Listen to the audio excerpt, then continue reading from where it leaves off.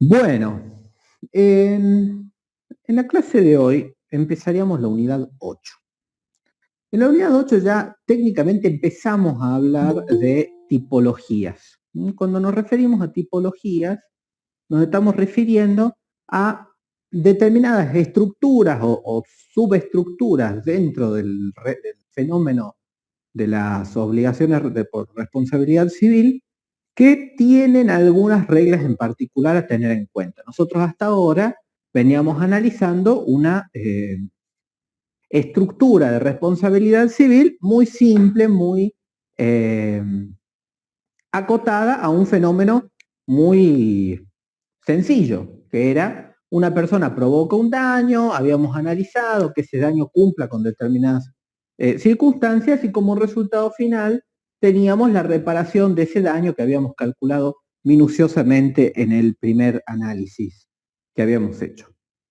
Ahora, está claro y es bastante sencillo pensar en la responsabilidad en la responsabilidad por los daños ocasionados de manera directa por nuestro accionar. Es decir, yo, la autoría inmediata, pensarme a mí como el autor de la producción del daño, es bastante fácil imputarle a mi persona y por consiguiente a mi patrimonio las consecuencias jurídicas que son la obligación. Ahora, nosotros sabemos que hay un montón de otras situaciones en las cuales también vamos a incorporar patrimonios distintos a los del sujeto autor. Entonces, se nos abre el panorama, se nos abre la cabeza a todo el universo de la responsabilidad indirecta. Una pequeña aclaración. Hay una pequeña tendencia a identificar la responsabilidad directa con los factores de atribución subjetivo y la responsabilidad indirecta con los factores de atribución objetivos. No es tan así, no es tan así. Si bien vamos a ver que, por supuesto, habíamos dicho que íbamos a tener factores de atribución objetivos cuando el accionar del responsable no me interesaba. Entonces, por supuesto que parecería ser un razonamiento bastante sencillo. Si quien produjo el daño es esta persona, pero este patrimonio es quien va a ser responsable, evidentemente no es el accionar de esta persona el que me preocupa, sino el accionar de este sujeto, que es el que provocó el daño y el que inició esta rueda que finalmente va a desembocar en el desembolso. Entonces, bueno, es bastante sencillo. Como aquí no me interesa, y digo no me interesa entre comillas, no me interesa cómo actuó esta persona, sino la relación que tiene con este otro sujeto como para imputarle su daño, vamos a tener una responsabilidad indirecta con factor de atribución objetivo. No es tan así, ¿por qué les digo? Porque si ustedes recuerdan la idea de responsabilidad objetiva, también recordarán que a niveles históricos la responsabilidad objetiva es relativamente nueva. Es decir, que nosotros nos manejamos muchísimo tiempo con la idea de que la razón por la cual el sujeto respondía era porque había una falta en su comportamiento. Pero dos de las responsabilidades que vamos a ver hoy, que son la responsabilidad por el hecho de los hijos y la responsabilidad por el hecho de los terceros, son responsabilidades indirectas que existen en nuestro código y en la doctrina y en el derecho desde épocas inmemoriales, desde Roma. Entonces, ¿cuál era el justificativo que encontraban los autores que solamente tenían como herramienta epistemológica, como herramienta de pensamiento jurídico, el factor de atribución subjetivo? Entonces, vemos que durante muchísimo tiempo, hoy en día, y esto vamos a decir la verdad, no es tan relevante, pero en una de esas podríamos hacer una defensa posicionados desde esto, que la razón por la que los padres eran responsables por los hechos de los hijos y que los principales, es decir, el dueño del establecimiento, era responsable por los hechos de sus empleados, era porque había una falta en su comportamiento de vigilar y de seleccionar.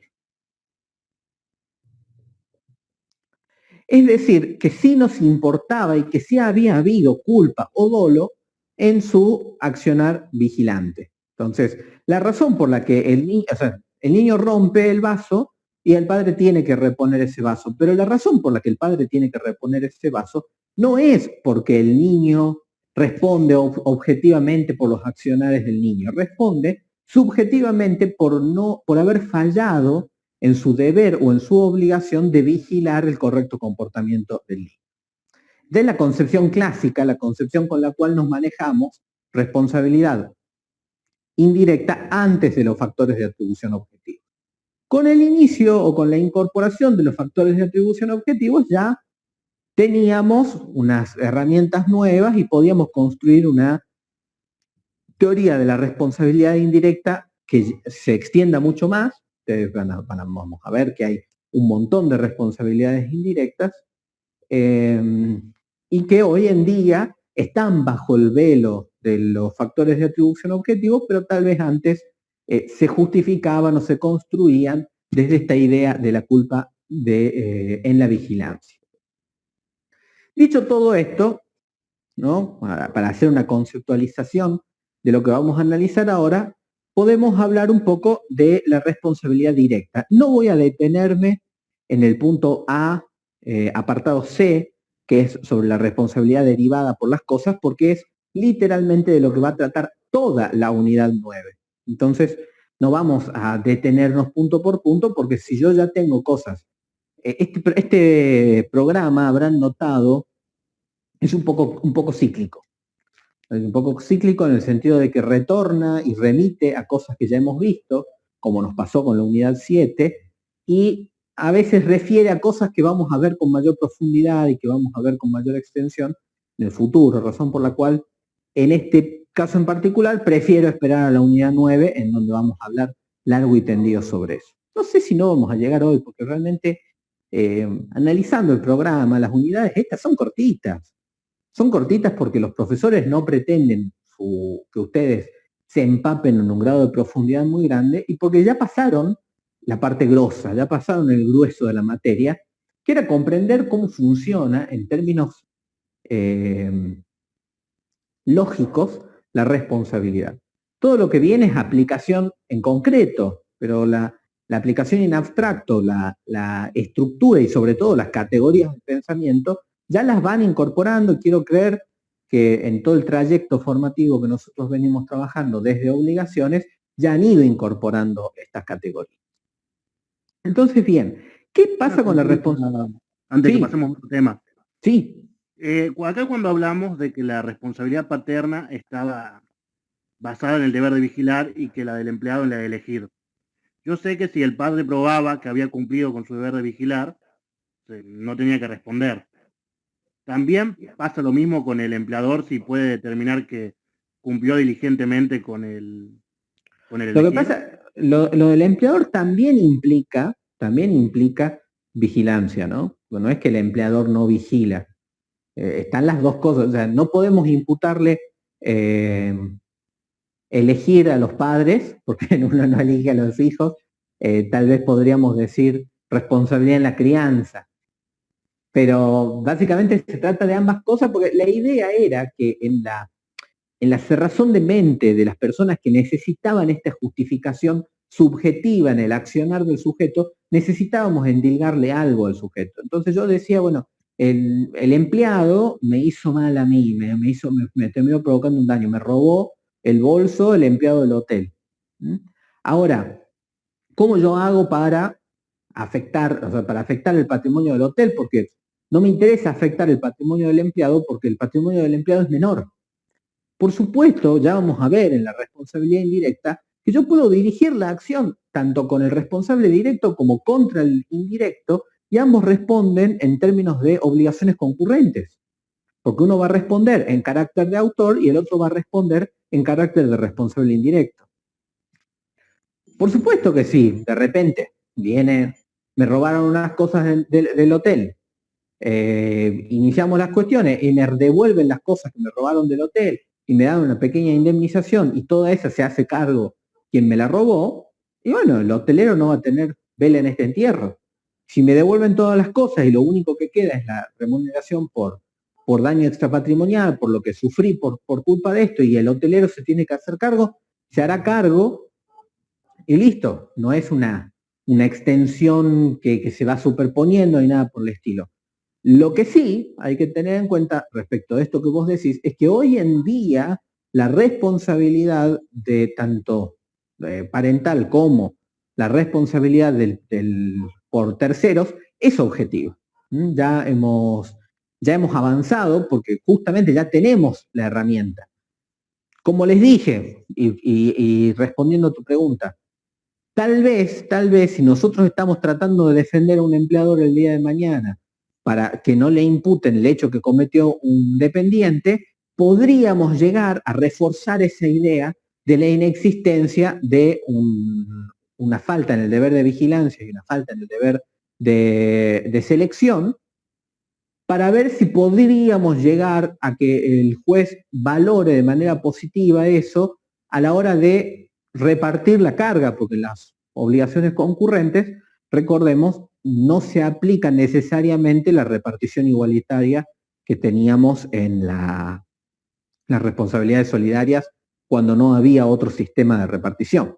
Entonces el juez puede llegar a determinar, gracias a nuestros esfuerzos en demostrar la falta de culpa en vigilancia y en selección, podría llegar a valorar positivamente eso a la hora de repartir la concurrencia de responsabilidad. El tema es que, como la responsabilidad objetiva busca proteger principalmente al damnificado, sería poco prudente que, teniendo estos avances que hemos conseguido gracias a la implementación epistemológica de cosas tales como los factores de atribución objetivo, sería un poco contraproducente tal vez llegar hasta el extremo de excluir la responsabilidad del empleador o del principal sobre la base de una debida diligencia en el obrar de vigilancia, ¿no? Porque, ¿cuál es el tema? Que también esto se refuerza con la idea de la obligación de seguridad en la prestación de servicios, que hemos analizado cuando habíamos analizado esta idea de la causalidad, ¿no? No solamente existe la obligación de no dañar a otros, sino que cuando existe algún tipo de relación jurídica, contractual, como puede llegar a ser la de consumo, además el hotelero tiene una obligación a título personal de indemnidad en mi persona, que se va a ver rota por más vigilancia que plantee si yo me vi damnificado, a menos que pruebe que esa damnificación deviene de un caso fortuito, de mi propia culpa o de un tercero por el cual la ley no lo haga responder. Sería contralógico pensar que nos podemos llegar a zafar, por utilizar un término no muy correcto, de la responsabilidad. ¿Queda un poco más claro? Sí, Joaquín, clarísimo.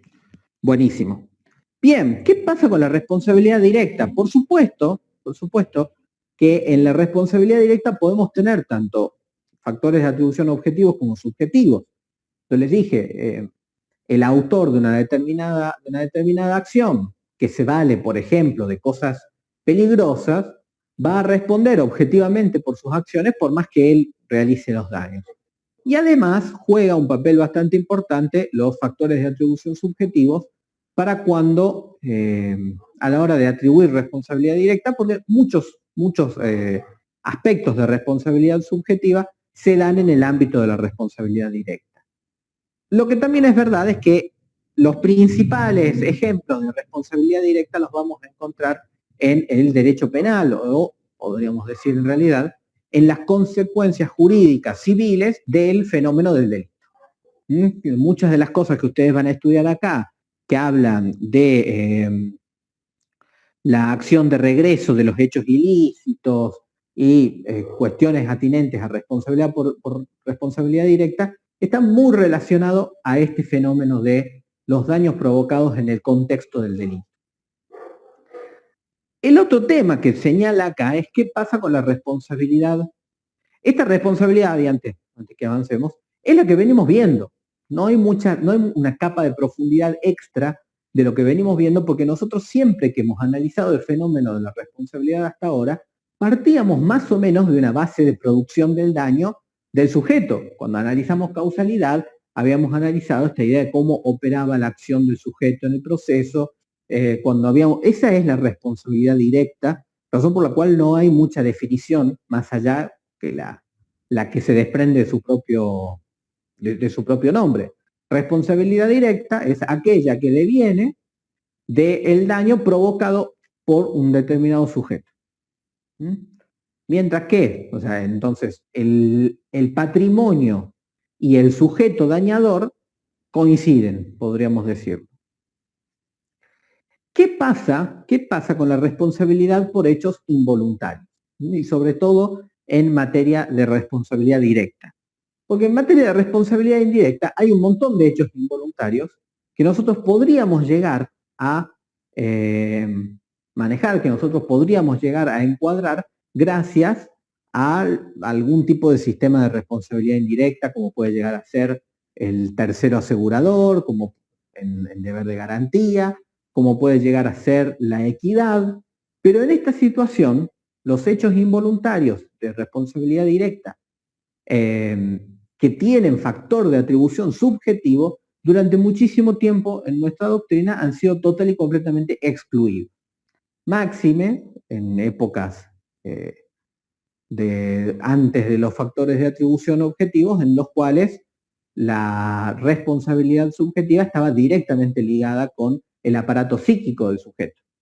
Entonces no podía haber responsabilidad directa de un sujeto que no haya sido, que no haya participado operativamente en el manejo de sus acciones.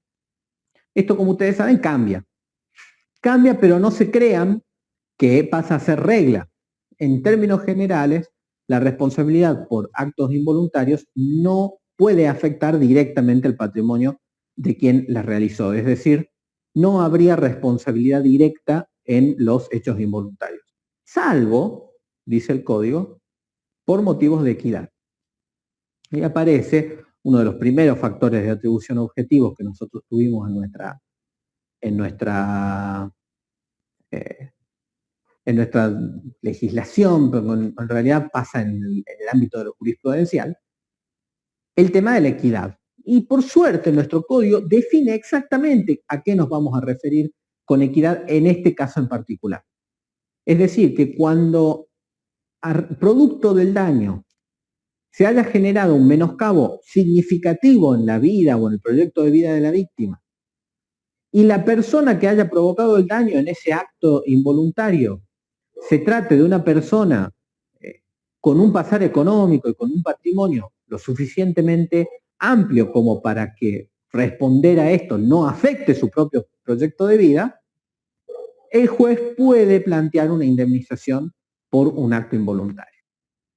Entonces, un niño que provoca, si este niño tiene una serie de condiciones, a ver, por ejemplo, Felipe Ford, que no sé qué edad tiene, pero viene Felipe Ford, si ponele tenga 15 años, y me provoca a mí un daño y me deja sin mis queridísimas manos, y bueno, por más que supongamos, digo, no, bueno, changuito chico, ponerle que lo hizo cuando tenía 12 años, lo pongamos bastante más vidrioso todavía, o cuando tenía 10 años, un hecho absoluto y completamente involuntario, casi que se llama hecho de la naturaleza.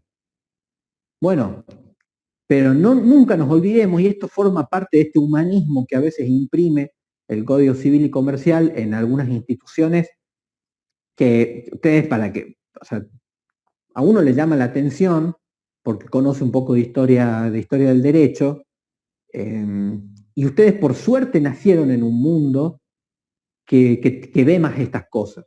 Pero ustedes imagínense de ajeno que parecería ser que algo tan frío históricamente como el derecho civil, algo tan frío como la propiedad privada, se conmueva ante la frustración del proyecto de vida de otra persona. Es algo un poquito fuera de lo común. Es que el derecho contemple circunstancias particulares de los sujetos. Esto viene a colación de algo que un profesor de la maestría nos remarcaba mucho. No puede ser que el sistema jurídico ampare o que tengamos los mismos procedimientos o que tengamos los mismos estándares de juzgamiento para una señora que reclama una pensión alimentaria por viudez que contra Uber Sociedad Anónima.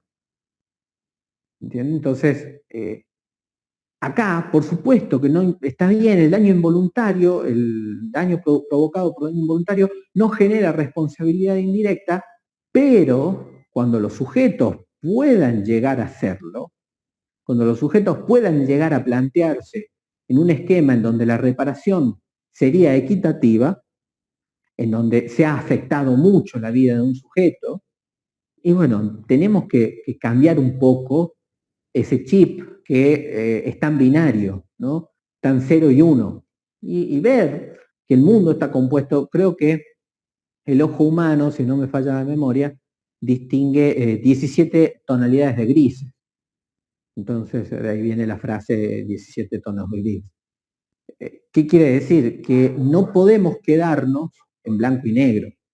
Podemos quedarnos en blanco y negro. Disculpen las personas que sean muy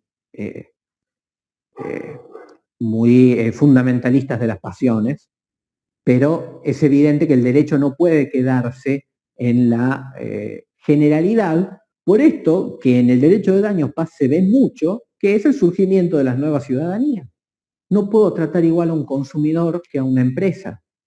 No puedo tratar igual a una persona trans que a una persona cis, sobre la base de que si bien ambas personas comparten la misma dignidad humana, histórica y políticamente, la persona trans tiene una expectativa de vida de 35 años versus la persona cis que tiene una expectativa de vida de 85. ¿Qué está pasando ahí? Si yo le aplico el derecho ciego, diciendo, bien, le borro el nombre a la sentencia y le borro la parte de datos personales a la sentencia y me pongo a juzgar los hechos, y me pierdo un poco. Bien, dicho toda esta bajada de línea para un derecho más humano, pensemos en la idea acá, nos habla de la evolución Vélez, 17711, Código Civil y Comercial. ¿Por qué es esto? Porque la 17711 se incorpora a la equidad como factor de atribución objetivo junto con los otros factores de atribución objetivo. En el Código de Vélez esto era impensado. Surge como una creación jurisprudencial ante un hecho que era bastante claro. La persona no tenía que responder porque era una persona mayor de edad, es decir, no tenían que responder sus padres, era una persona con síndrome de Down, razón por la cual sus actos habían sido involuntarios, y a pesar de que su acto involuntario de adulto haya provocado, porque también era esta interpretación de que la persona con síndrome de Down era incapaz de tener voluntad, ¿no? Otro error, pero bueno, tiene que ver con la concepción que había en esa época. Esta situación provocaba una falta de responsabilidad porque la responsabilidad que había era responsabilidad directa y no se podía plantear la responsabilidad directa por falta de voluntariedad, ¿no? Era un hecho involuntario. Y un juez dijo no. Bien, esto supuso un cambio en la ley 17711 que fue receptado en el Código Civil y Comercial actualmente. Cuando hay responsabilidad de responsables en materia de responsabilidad directa, estamos en presencia de una responsabilidad solidaria. Un típico caso de responsabilidad solidaria establecida legalmente. Respecto del encubrimiento, hay un artículo específico que no me explico muy bien por qué está allí, realmente, que habla de que el encubridor solamente va a responder en la medida en la que su encubrimiento haya provocado daño. Me parece muy difícil pensar en la cuantificación de ese encubrimiento y personalmente creo que sería algo sobre lo cual no deberían pesar ni cargas probatorias por parte del accionante y sobre todo limitaciones por parte del accionante. Es decir, personalmente traería al encubridor como un responsable solidario y en todo caso que utilice él sus herramientas para poner un límite a su responsabilidad y conseguir los retornos de sus compañeros. Como les digo, siempre hay como una idea de que ser encubridor no puede ser lo mismo que ser autor. Y es verdad, es verdad, hay una valoración distinta. Pero si el encubrimiento es necesario para la efectivización de las consecuencias del delito, personalmente creo que ya se acerca demasiado a una participación necesaria. Pero bueno, son posturas de una persona que no estudia derecho penal y que no estudia un tema complejísimo y que genera muchísimas discusiones internas, como es las formas ampliadas de responsabilidad penal. Bien, por supuesto que el eje de esta unidad no es la responsabilidad directa, es la responsabilidad indirecta, que viene a ser aquella de la que entre comillas no hablamos, porque durante todo el transcurso del curso sí hemos hablado algo de responsabilidad indirecta, no nos hemos puesto las ojeras para no ver a los costados. Hemos hecho ejemplos, ya ustedes nuevamente en esta idea de, ustedes y yo, porque yo también nací en un siglo XXI casi, en el cual no me parecía extraña la idea de una persona jurídica siendo responsable, no me parecía extraña la idea de una aseguradora siendo responsable, entonces no tenía tan metido en la cabeza esta idea de debe responder el sujeto que lo hizo, ¿no? Es más un pensamiento de unos 50 años para atrás.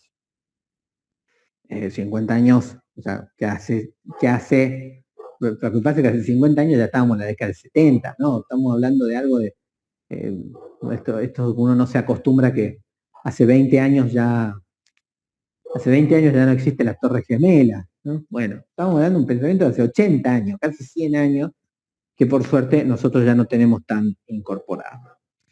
Entonces, ¿qué pasa con la responsabilidad indirecta? Acá habla de su carácter excepcional, por supuesto, que la responsabilidad indirecta, cuando estamos hablando de daños, siempre va a ser una situación que tiene que estar establecida por ley. Yo no puedo, pensando, ¿no?, en términos de responsabilizar a cada vez más sujetos, me parece que a veces la justicia de familias peca de empezar a responsabilizar a más sujetos, porque la responsabilidad indirecta por alimentos, o por un ejemplo, es de los padres y excepcionalmente se extiende a los abuelos cuando se pudiese probar que el padre no tiene los alimentos suficientes y hay que hacer todo un drama. Sacarle alimentos a los abuelos es rifarse algo, es tener un mérito. Ahora, estoy viendo que algunos jueces están metiendo tíos, están metiéndole sanciones, un poquito a mi entender, inconstitucionales, como por ejemplo la prohibición de sacar registro de conducir. No, me parece un poco... Pero bueno, volviendo a esta idea, la idea de la responsabilidad indirecta es que tiene que surgir de la ley. No podemos presumir una responsabilidad indirecta. Entonces, ¿cuáles son los casos que me establece la ley? Principalmente me establece el caso de la responsabilidad del padre sobre los hechos del hijo y la responsabilidad del principal sobre los hechos del deudor. Hasta cierto punto también podríamos traer a colación la responsabilidad de las personas jurídicas y la responsabilidad del Estado, que en realidad es una persona jurídica especial, como una situación en la cual un determinado ente se va a hacer cargo indirectamente de las acciones, pero, o sea, no suena así porque efectivamente, por un lado la tenemos a Clavos SRL y por otro lado tenemos al gerente de Clavos SRL. Entonces ustedes dicen, bueno, el gerente es el que se manda la cagada, el gerente es el que daña, el gerente es el que incumple. Entonces, esta es la responsabilidad directa y esta es la responsabilidad indirecta. No es tan así. Antes sí. Antes cuando teníamos esta idea de persona jurídica con la teoría de la ficción de Savigny, sí.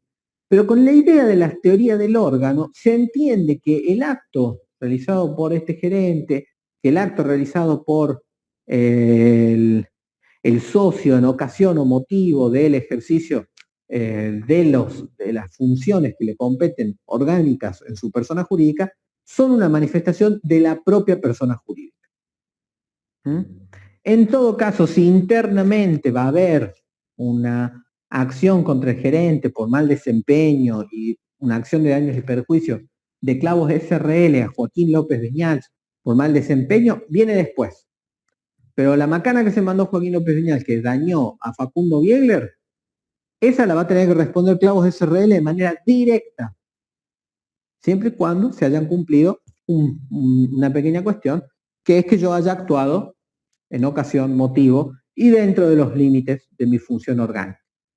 Y cuando digo dentro de los límites de mi función orgánica, por supuesto que le corro un poquito el traslado de responsabilidad a Facundo a la hora de que si él pensó, justamente, si él pensó de buena fe, que yo tenía las posibilidades de realizar este acto en nombre de la afamada Clavos SRL, o si efectivamente él conocía esta falta de representación. Eso, cuando analicemos tal vez responsabilidad de las personas jurídicas y cuando, por supuesto, analicen personas jurídicas en la materia específica, vamos a ver varias cosas interesantes. Se me olvida, razón por la cual les recomiendo que vayan a ver un videito que subí hace poco en mi canal, que ustedes no vieron personas jurídicas, porque esto antes, estas nociones que yo les estoy dando, estaban en privado 1 y ustedes se han visto privados de ellas. No es el momento para desarrollarlas, las vamos a desarrollar después, pero me gustaría que vean ese videito que hice sobre las teorías de la persona jurídica, que les va a sacar un poco de dudas específicamente de este tema. Entonces, bien, no son tanto entonces responsabilidad indirecta, ni la responsabilidad del Estado, ni la responsabilidad de la persona jurídica. Pero ojo, esto se los digo yo, una persona que tiene una determinada visión del derecho y que tiene un determinado estudio del derecho. No se fíen, porque hay algún que otro autor que sí plantea la responsabilidad de la persona jurídica como indirecta, sobre todo si son autores que tienen unos cuantos años en sí, ¿no? El libro que la cátedra recomienda y el libro que yo les recomiendo, un libro de 2019, 2018, pero seguimos teniendo profesores que leen la tesis doctoral de Alterini como wow, y la tesis doctoral de Alterini fue escrita en la década de los 60, de los 70.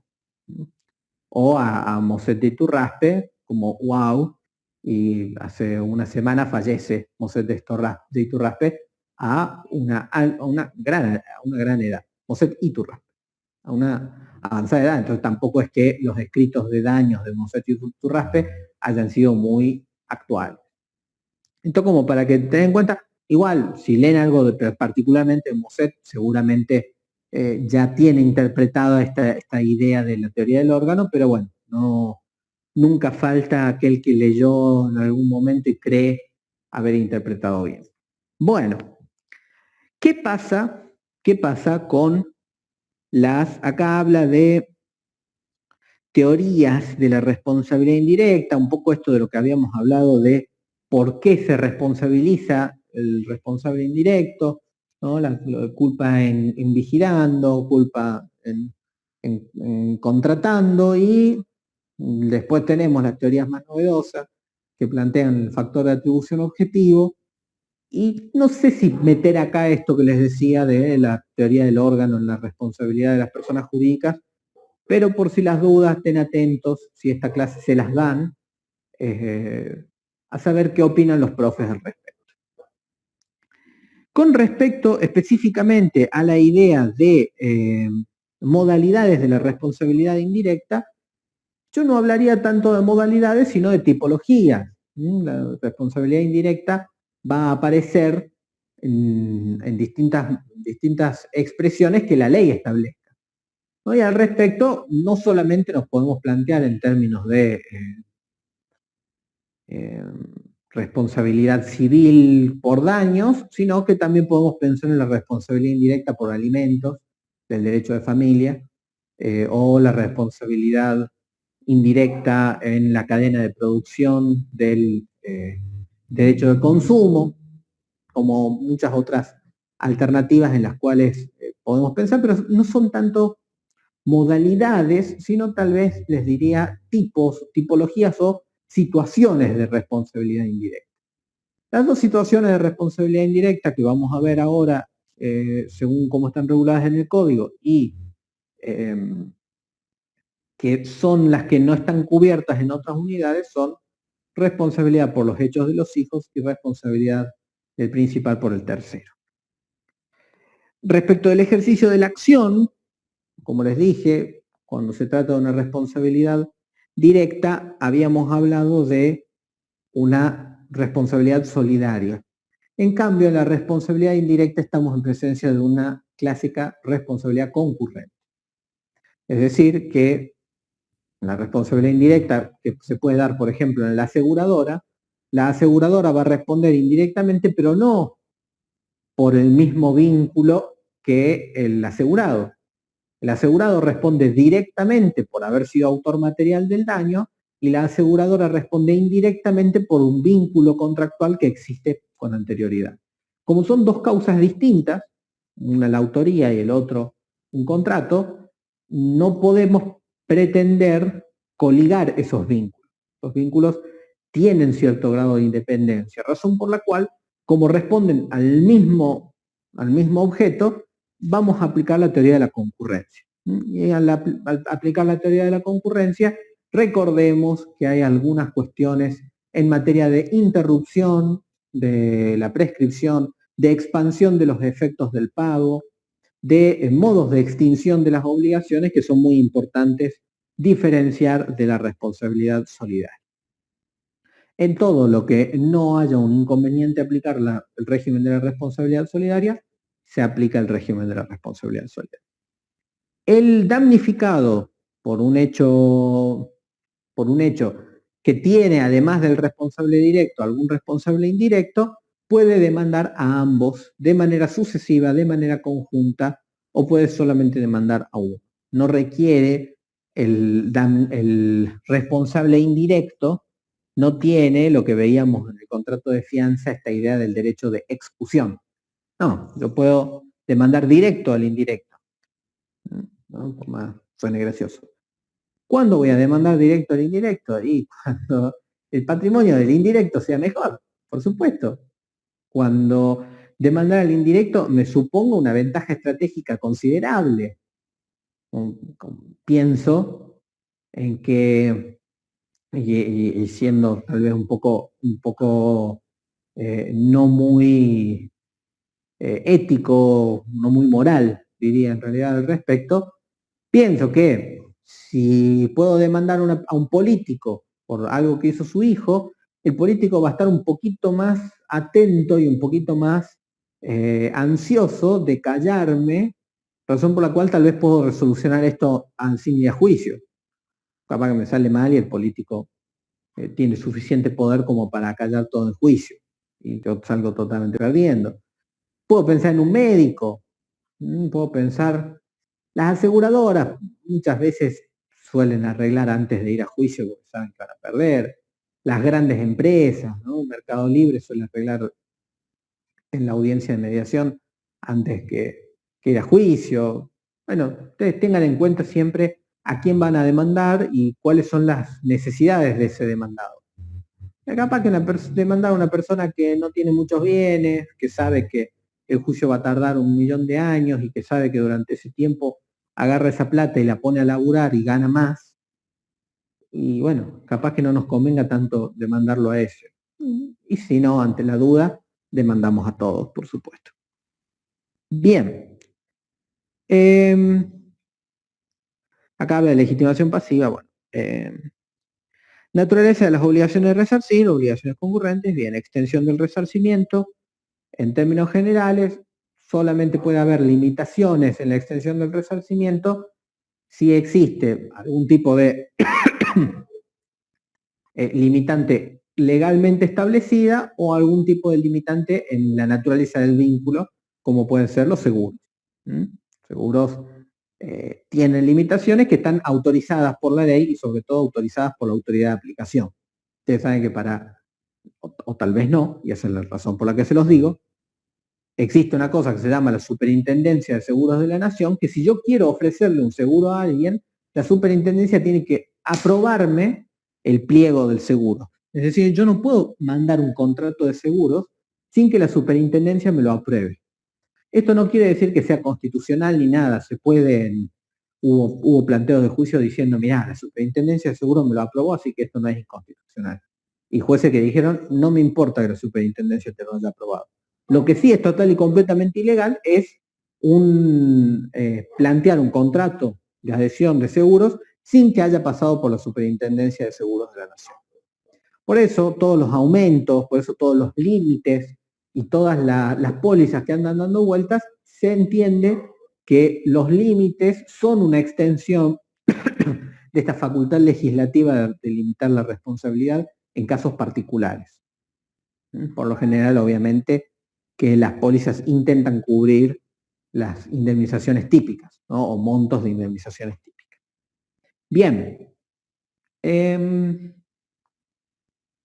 Acá habla de la acción de regreso, tanto en la responsabilidad directa como en la responsabilidad indirecta. La acción de regreso ocurre entre los codeudores. Satisfechas las necesidades del damnificado, entre los codeudores se ejercen acciones de responsabilidad. ¿Qué es lo que hay que tener en cuenta? Que como en la responsabilidad indirecta la responsabilidad es concurrente, las acciones de retorno se comportan un poquito distintas, principalmente en materia de cómo se divide la torta. La responsabilidad directa, como es solidaria, a esa se la saben de memoria, ¿no? Si se estableció algo en el contrato, si la naturaleza jurídica de la situación nos permite presumir algún tipo de división, si en caso de que falla todas esas cuestiones interpretativas en materia de instrumentos y en materia de principios jurídicos, llegamos a una última instancia de igualdad o de paridad entre los sujetos. Bien. Con esto terminaríamos estos primeros puntos del tema de responsabilidad directa e indirecta y nos quedarían ya la aplicación directa el desarrollo de las reglas específicas en materia de responsabilidad de los padres y en materia de responsabilidad por el tercero. Si ustedes se van al código, van a notar, tristemente, que estamos en presencia de 4 artículos para cada cosa, si no me falla la memoria. ¿No? Estamos en presencia de muy pocos artículos. En responsabilidad paterna, 1, 2, 3, 4 artículos para las dos cosas. Entonces, no hay mucho que podamos decir, a pesar de que el programa, no lo tengo acá a la vista el programa, porque me faltó imprimir esa página, lo estuve leyendo antes que empecemos, y vi que era básicamente el desarrollo de estos artículos. Cosas a tener en cuenta, respecto de la responsabilidad de los padres respecto de los hijos. Hay que ver cómo funciona esta idea del cuidado personal. El cuidado personal del niño, que es lo que antes se conocía como la tenencia, hace referencia a quién es el adulto responsable del niño.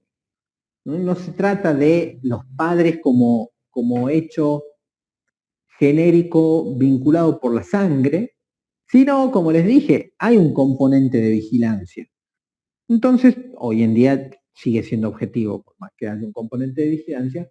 Entonces, quien va a ser responsable es el padre que se encontraba en ese momento al cuidado del niño. Y cuando decimos en ese momento no estamos refiriéndonos a que si la mamá sale con el hijo y el papá se queda en la casa, que muy, muy heteropatriarcal normativo de mi parte, y la otra mamá se queda en la casa, es que la mamá que se queda en la casa no responde. No, va a depender de la designación judicial, jurídica, de esta responsabilidad parental. Sí va a ser así en el caso de que estemos en presencia de un ejercicio compartido, alternado, como suele ser en algunos casos en los cuales durante un determinado periodo está con el padre 1 y en otro periodo está con el padre 2, esos periodos en los que esté con cada uno de los padres van a ser responsabilidad de cada uno de ellos. Por lo general, la responsabilidad es compartida y los regímenes separados de cuidado personal de los niños son excepcionales cuando realmente no se puede llevar adelante un régimen compartido. El juez es la última opción del juez siempre. Cesa la responsabilidad parental, y esto lo dice el código si no me falla la memoria, cuando se deja al hijo menor en vigilancia de otra persona transitoria o permanentemente. ¿Qué significa esto de transitoria o permanentemente? Que si por alguna razón yo me voy de viaje, por ejemplo, me voy a trabajar por 6 meses y dejo al cuidado a mi hijo de una hermana, esa hermana va a constituirse en este responsable. Y transitoriamente, cuando yo dejo al cuidado a mi hijo, en términos de, ya sea de familiaridad, si dejo a que mi madre cuide a mi hijo durante un determinado plazo de 2 horas, y yéndonos un poquito más allá, en establecimientos que se dedican a la vigilancia de niños, como ser las guarderías y las escuelas. Lo que hace mi hijo durante el periodo educativo no es responsabilidad mía en términos de responsabilidad del padre por los derechos de los hijos, sino que es responsabilidad del establecimiento educativo que tiene su capítulo aparte. Esto para tener en cuenta lo de la responsabilidad del padre. A la hora de desligarse de responsabilidad,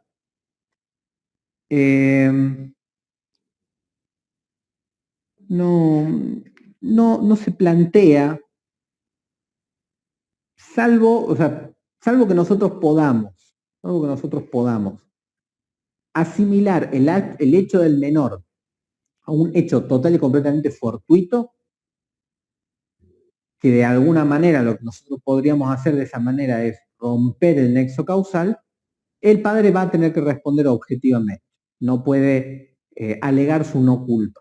Entonces, la única manera que podría plantearlo es tal vez demostrando la falta de incidencia en el acto del menor en la producción del daño, ¿no? Es decir, que el daño se hubiese producido de igual manera sin la intervención del menor, o tal vez en hechos total y completamente involuntarios de menores muy chiquitos, como puede llegar a ser un nene de 3, 4 años, en los cuales no haya una falta, haya sido algo total y completamente imprevisible, un menor que no sabe caminar, que repentinamente se levantó y tiró algo.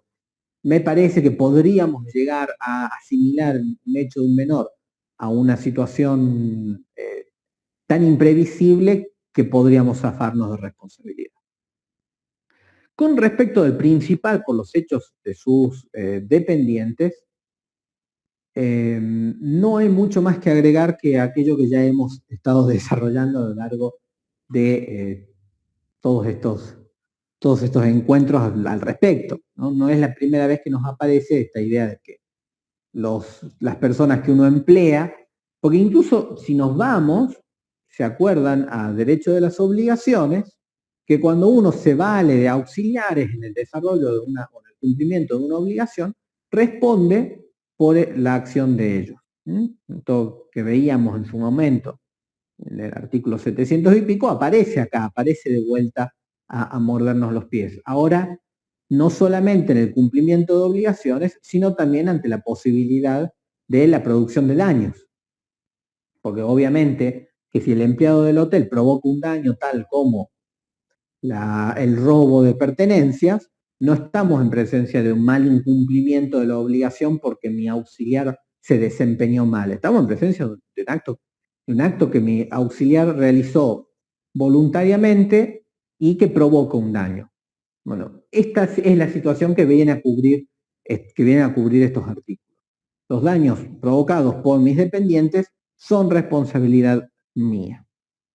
En ese caso, tendría que probar algún tipo de culpa de la víctima, un poco difícil, o que se ha metido un tercero por el cual yo no debía responder, en cuyo caso no estaríamos en presencia de una responsabilidad indirecta, pero sí tal vez estaríamos en presencia de una responsabilidad directa por incumplimiento en la obligación de seguridad. Yo estoy en un hotel y se metió un ladrón al hotel y dentro de las cosas que se robó alguna pertenencia mía, sí, está bien, no era un empleado tuyo, por supuesto, pero vos incumpliste una obligación, que era el deber de seguridad. Entonces vemos cómo, nuevamente esto que les vengo repitiendo desde la clase 1, el derecho de daños actual se expandió mucho para proteger a un sujeto que estaba desprotegido. Estaba desprotegido y en esto, para cerrar la clase, quiero hacerles una aclaración. El otro día estaba estudiando para una clase que estaba dando el caso de Ekmekhdían, ¿no? Ekmekhdían contra Neustadt y Ekmekhdían contra Sofovich. Cuando yo tenía su edad, siempre Ekmekhdían me pareció un tipo con mucho tiempo libre. Porque yo veo muchos noticieros, me encanta ver noticieros, y si yo tuviese que escribirle a Feynman cada vez que me veo ofendido en mi sentimiento democrático republicano, Feynman no tendría tiempo para leerme al aire todos los días. Ahora, ¿por qué Ekmekhdían llega al programa de Neustadt? ¿Por qué Ekmekhdían llega al programa de Sofovich? En gran parte porque es un apellido que yo no puedo pronunciar. Ekmekhdían no era un Gil más. Ekmekhdían no era un López que vivía en Catamarca. Ekmekhdían era un juez. Y dentro de los jueces, ¿qué quieren que les diga? Era un juez con participación política. Ekmekhdían era un profesor de Derecho Constitucional. El fallo Alavi era el abogado de Telefónica. No era un sonso. Y bueno, yo ahora estoy estudiando un montón de fallos que son impronunciables, los apellidos.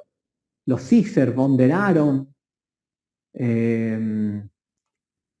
Miren, es tan complicado que ni me lo acuerdo.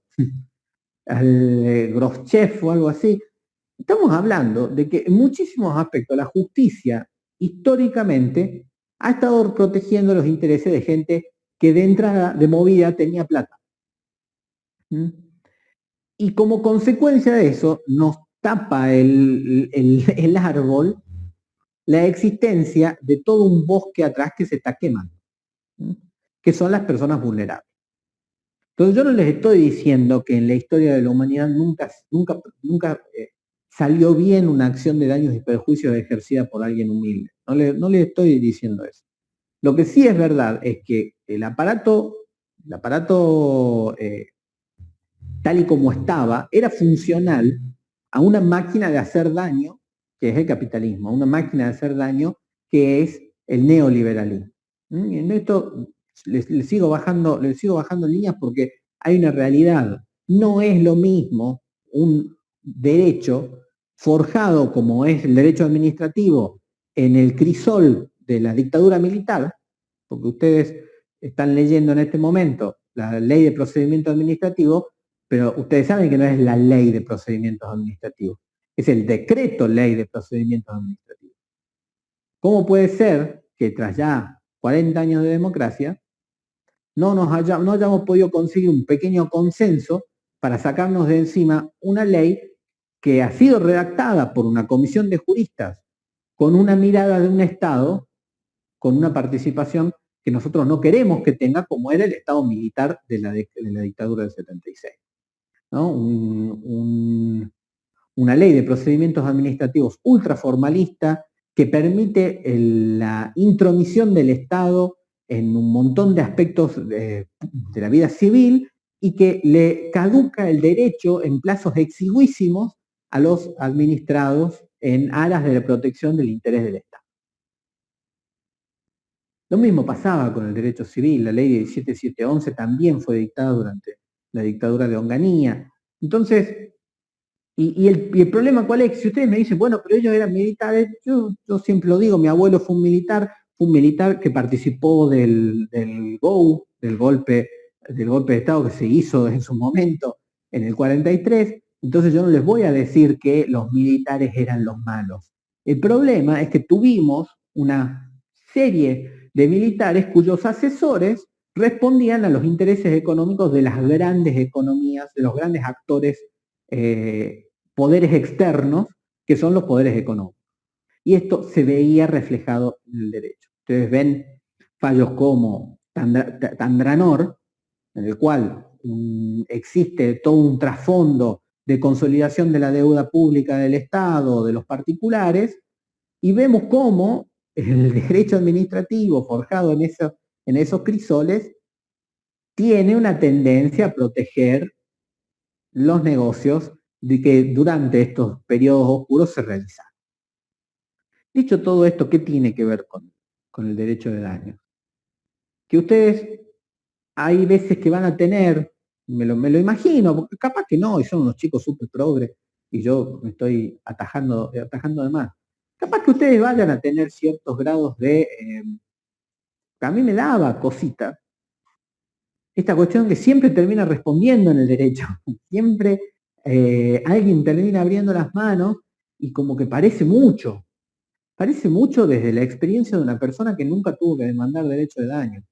Pero no me quiero imaginar lo que debe ser la desesperación de no tener para cubrir gastos médicos y ver cómo toda tu vida gira, como en el caso Thomas, toda tu familia empieza a desmoronarse y empieza a perder el laburo y empieza a tener un montón de cuestiones por culpa de un accidente que vos sufrís.